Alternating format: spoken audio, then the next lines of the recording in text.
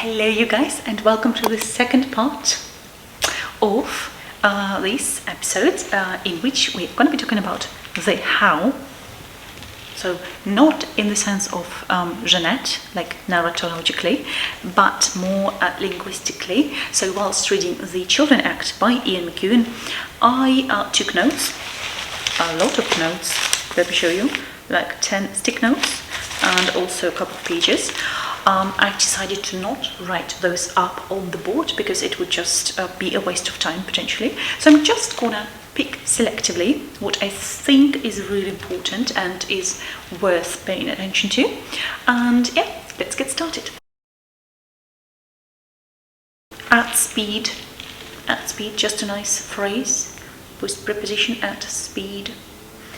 Then we've got strongly held beliefs when talking about the Jehovah's Witnesses, obviously. Strongly held beliefs. The wonderful phrase which is beside the point. Let me illustrate it for you. So,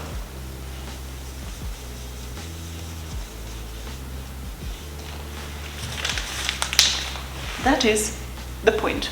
Okay, so the point I'm making is, so the essential, something that I think it's so important I'm talking about it, right?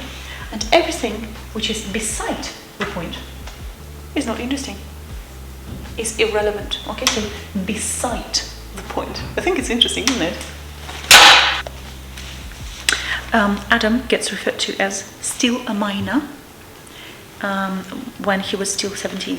Okay, so officially people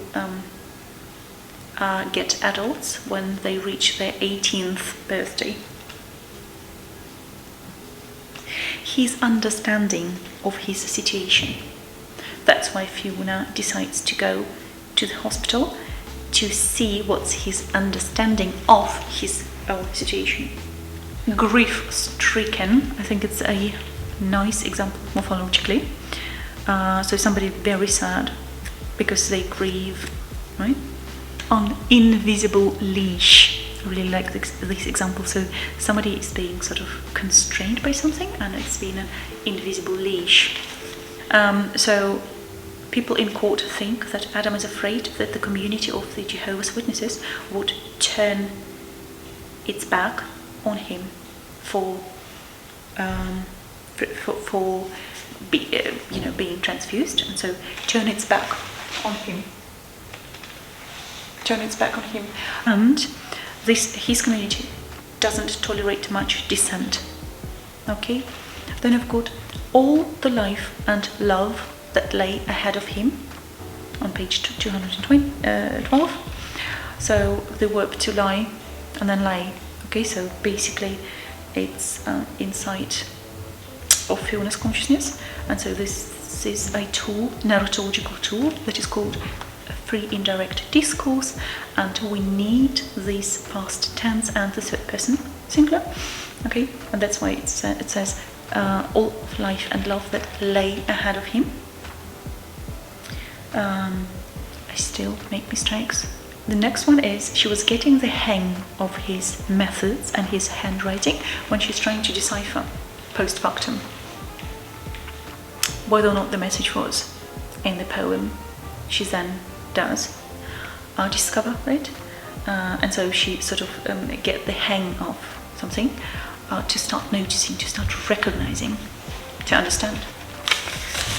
Right, then we've got a phrase which I'm really obsessed with. I like this one. It says have your cake and eat it. And so this is an example Adam uses in his letter to Fiona, and he says, I've never realized what this actually means, but now I do. So their parents end up having their cake and can eat it. So Adam is alive and they are still members of the Jehovah's Witnesses community, and it's not their fault. The law decided in the child's best interests, which is Adam's welfare. So his life is more important than his religion, right? I daydream about, it's from Adam, I daydream about basically fantasize inside my head, not at night, but during the day. He fantasizes about going around the world on a ship with Fiona, and their cabins are next door to each other, and they talk all the time. They were confined together in the apartment, confined together, so not enough space, and sort of enclosed. She's undecided. Interesting. Morphologically, we've got to decide, but somebody is undecided, so they can't make a decision. One example of past perfect. She'd spoken to Marina. Okay, so she had spoken to Marina. Page 136. So she had spoken to Marina before she took the decision. That, and so on and so forth. Adam has been catching up on schoolwork at home. So catch up on something. Aufholen auf Deutsch, or нагнать материал. Good. Also interesting morphologically, a body, but bodily integrity. That's in the opening, I think, pages, when she's talking about the conjoined twins, Siamese twins, right? And she decides in favor of one staying alive and blossoming and thriving, and one has to die, unfortunately. And she's talking about the bodily integrity. She could barely stand the sight of him. Then very interesting is the word row, R-O-W, pops up quite frequently in this novel. And it's interesting phonologically because we've got a completely identical word. Let me write it up on the board. That's it.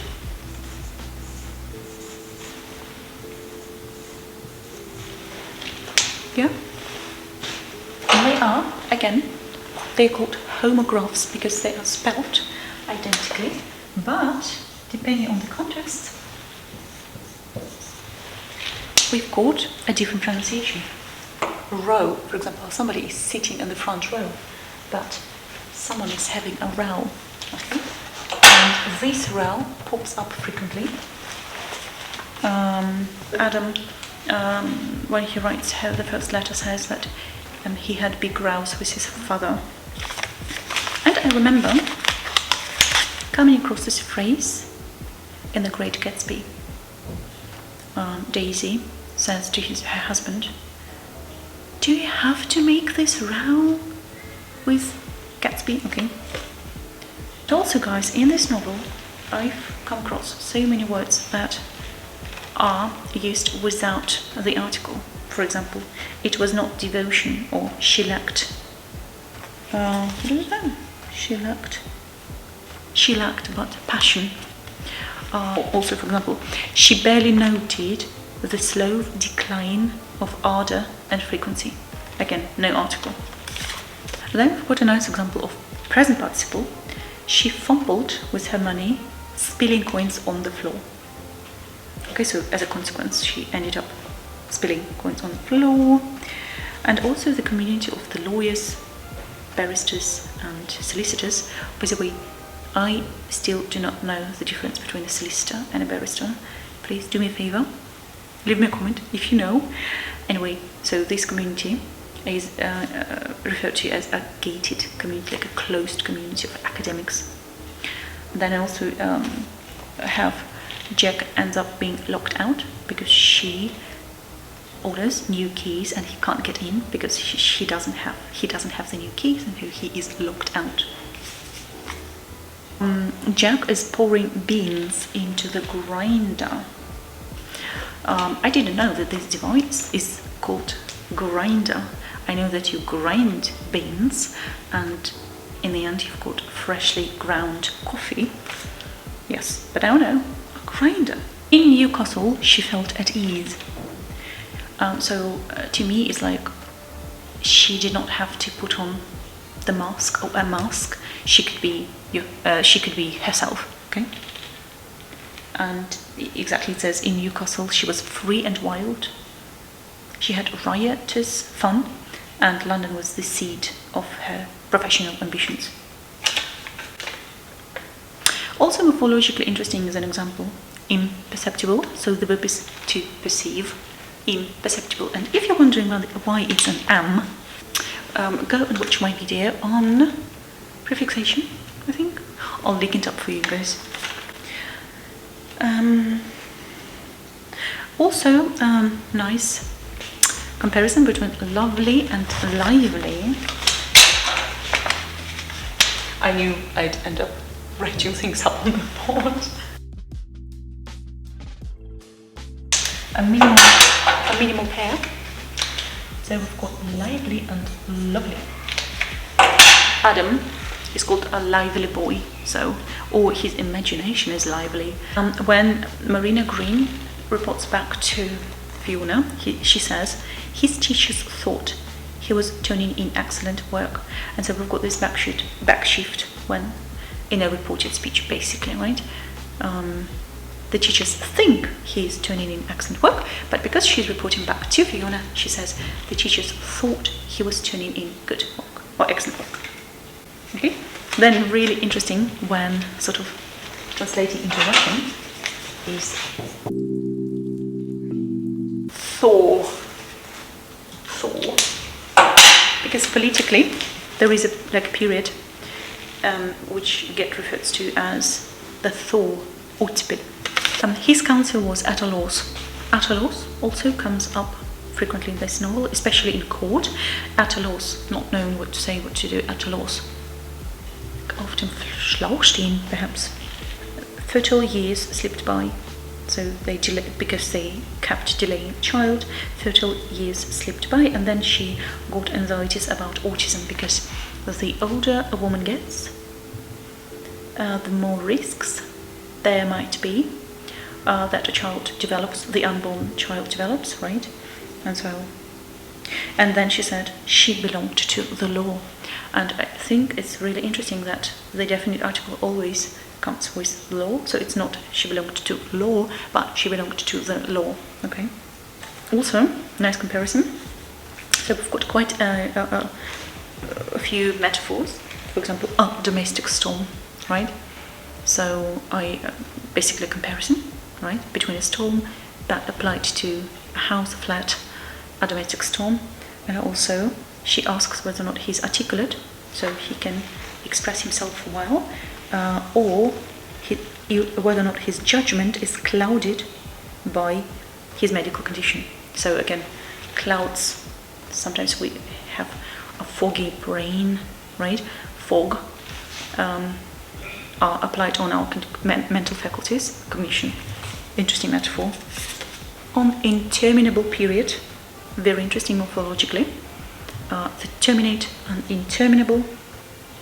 At the sight of, so we had she could barely stand at the sight of him. Она не могла его видеть.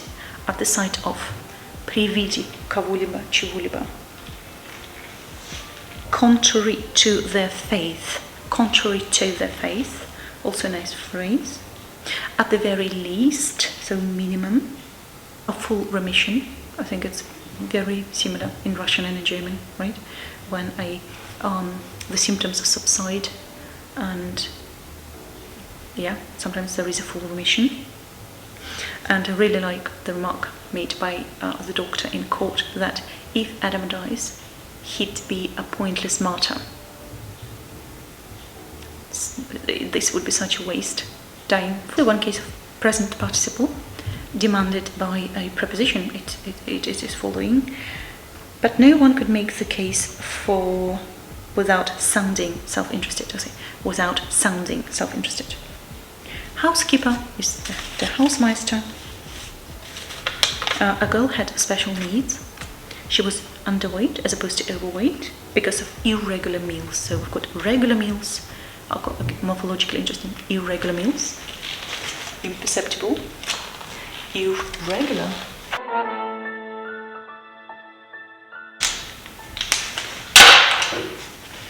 Okay. Irregular. Slowing to walking pace. Schrittgeschwindigkeit.